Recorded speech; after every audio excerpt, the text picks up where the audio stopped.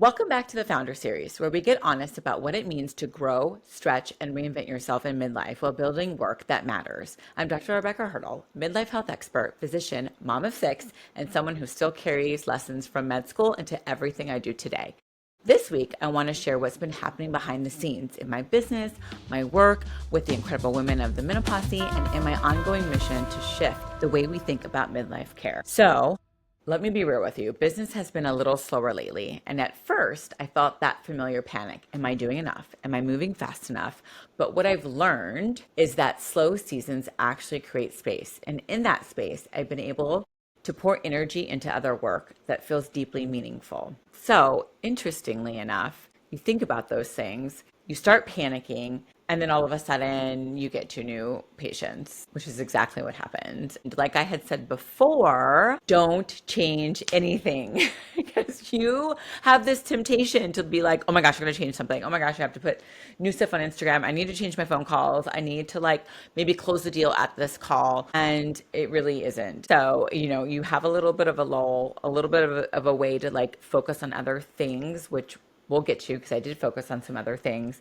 And then I had some really great phone calls, and two of those phone calls turned into patients. So you're just like, okay, the things I'm telling you are for real, and I'm going through it with you. So this past week, I met with a group. I'm so honored to be part of the Menopause. And so, what this is really is all clinicians in this space are part of this Menopause, right? We really are all part of it, whether you're on social or not, but it's really a group of clinicians that are advocating for women, that are advocating for change, that are looking at the studies and the data and being loud about things that we want to change. We're also, just thought leaders and really just kind of taking perimenopause, menopause, testosterone, women's health, and advocacy by the horns.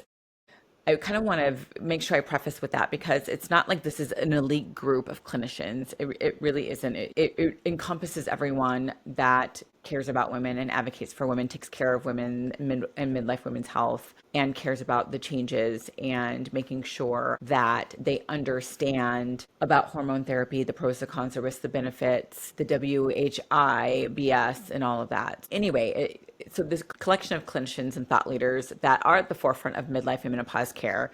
And so when I started medicine over 20 years ago, I never saw myself sitting at a table like this, helping shape the future of midlife and perimenopause care for women. I mean, I really didn't.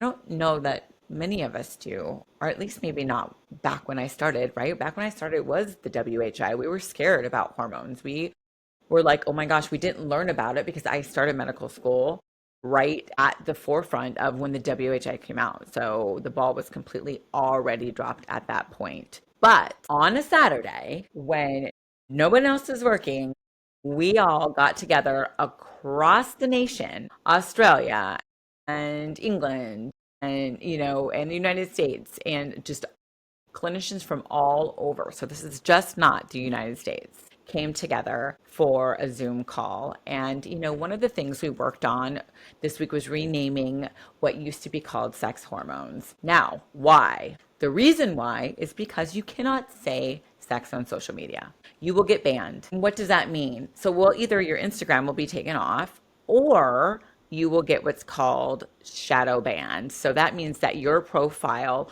will not get shown to new followers or new people. So that way you cannot gain followers. That can become a huge educational issue for us, right? We're trying to educate, free education on this great platform, and intimacy and hormone therapy and naming anatomy for what it is, we cannot say.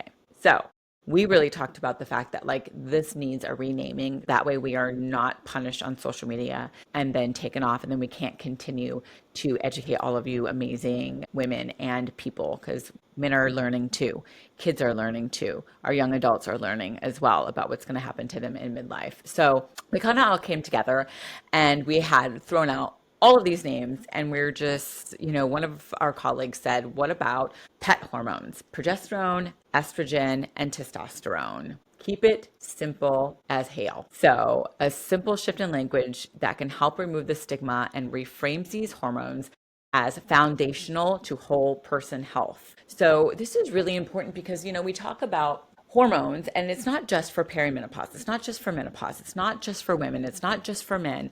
It's PCOS. It's premature ovarian insufficiency. These are young people that we also have to replace hormones. And so it really doesn't make any sense. And so it was just a stigma around sex hormones that they were only good for reproduction or for men and where they're produced. And so although the majority of estrogen testosterone is produced in the ovaries and the testes, testosterone is also produced in other tissues as well. So it's not just those tissues. But this plays a part in your brain, in your bone, in your muscles, in your metabolism, in your cognition. And so hormone optimization with your progesterone, estrogen, and testosterone therapy for your health span, your lifespan, for the health of women, for the health of humans. That's where we wanted to change that stigma. And so moments like that remind me why I do this work, to move conversations forward, to normalize care that's been dismissed for way too long, and to help women in midlife see themselves differently.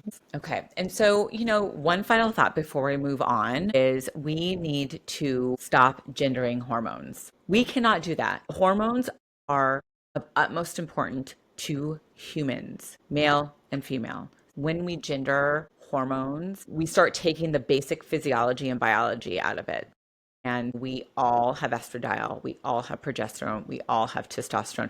We have different levels of those hormones depending on if you are male or if you're a female. This is an endocrine issue. This is not a gender issue. So that was also another reason we wanted to get that name taken off and destigmatize that we don't gender hormones. So, okay, there we go.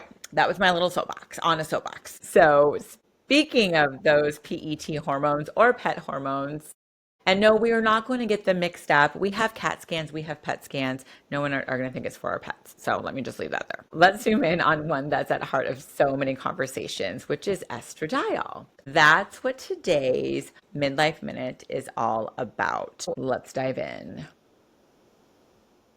So, and speaking of those pet hormones, let's zoom in on one that's at heart of so many conversations, estradiol. And that's what today's Midlife Minute is all about. So today's Midlife Minute is all about estradiol. What is it? Why it matters, and how to know if you might be on too much. Estradiol is the most active form of estrogen in the body. It is what our ovaries make. It plays a huge role in regulating everything from bone density to your brain health to mood to energy. We replace it in midlife. It can be life-changing, but dosage does matter. So how do you know if you're on too much? I get asked a lot because a lot of women will use the thing estrogen dominant. And a lot of times when you're referring to estrogen dominant, that is more your perimenopausal patients, and you're not estrogen dominant, you're caught in a loop cycle, or you had just ovulated and your estrogen's really high and it's making you feel like crap. So I always am just like, that is not a real word. But you have to know what it means and know that your patients are going to use it. So let's go back to how do you know if you're on too much estradiol, if you're being replaced, and not even replaced, if you are being given just therapy in general, because you may not be replacing it yet, because you still have some, especially if you're in peri. But when you overshoot, you can get common signs like breast tenderness, bloating, headaches, heavy irregular bleeding, mood swings, palpitations. You can get water retention. So a lot of women will feel like, oh my gosh, I gained so much weight, nausea, headaches. I mean, just feeling terrible. So the goal of estradiol replacement is to bring your levels back into a balance, not flood your system. So when we talk about perimenopause, that's more of a cushion. It's giving you a cushion for the times that your estrogen is fluctuating, where it's either dropping or it's going really high and really low. It's called the delta change between high and low. That's what we're doing in perimenopause. In menopause, we're giving it back enough to make you feel good, get rid of your symptoms, support your brain, your bone, your heart, your muscles, and your metabolism. So we're not trying to flood this whole system. The estradiol works because estrogen receptors are everywhere. I'm talking everywhere. Brain all the way down to your toes. Okay, so bones, brain, heart, skin. When levels drop, even in your ears, right? Some women get vertigo because you have estrogen receptors. Dry mouth, Dry eyes, we have estrogen receptors everywhere. So when levels drop in menopause, those systems can take a hit. So replacing estradiol in the right dose supports the whole body health, not just symptom relief. So if you're on estradiol therapy, check in with your provider regularly. You want to track those symptoms. Don't be afraid to ask for adjustments. Don't be afraid to ask for labs either. That's just giving us more data, more information. And if you would have asked me that 6 months, maybe even a year ago, 6 months to a year ago, I would have said you don't need labs. We just track your systems. Well, I'm starting to change a lot of that because we're really starting to understand that there's certain levels, like I said, for bone protection in menopause that we should try to hit if we can with women if they can tolerate it. The right dose is the one that relieves your symptom, again, while keeping your body balanced. So, and since we're on the topic of estradiol, I want to share some fascinating news I've been reviewing, especially around the impact on bone health. So let's check into the lab. Oh, yeah.